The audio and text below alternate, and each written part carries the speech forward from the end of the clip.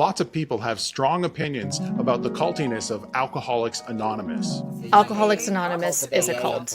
Alcoholics Anonymous doesn't not even fit the definition of a cult. As a pastor and person in long-term recovery, here's my take. And folks, it doesn't matter what side of the debate you're on. By the end of this video, I will guarantee that you're going to agree with me. But first, how does someone determine if a group of people has formed a cult? The best tool to assess cults is Dr.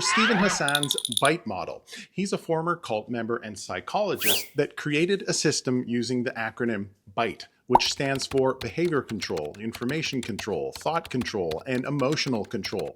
But here's the problem. When someone stops using drugs, we expect a behavior change, like how I prohibited myself from consuming substances like alcohol. We also expect information restrictions, like how I erased my drug dealer's phone number from my contacts. We also expect new patterns of thinking, like how I learned to keep my mind busy when I was craving drugs. And before sobriety, emotions are either absent or out of control. And that's why I slowly learned to talk about my feelings at AA support groups. The problem is these four things that I just mentioned are not cult practices that fit into Hassan's assessment tool. So what actually does fit into the BITE model? Well, under behavior control, it could be being told what to wear. With information control, how about an exclusive reliance on certain books? Regarding thought control, it could be a blind acceptance of group suggestions. And finally, emotional control. That could be achieved by perpetuating a group distrust of critical thinking.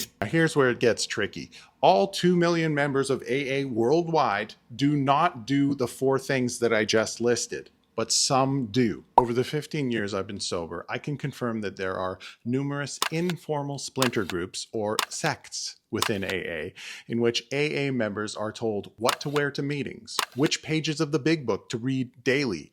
They're encouraged to say yes to every group request and to not question the steps or suggestions. Some AA subgroups are even told what meetings to go to. Does this mean that these groups within the larger organization of AA are cults? In my opinion, no. They're simply cult adjacent, and they certainly are not the majority of people that attend meetings. Myself, I love AA because I use it as a weekly support group and I have for 15 years. But what's your take? Let me know in the comments. And for related spirituality and recovery material, check these videos out.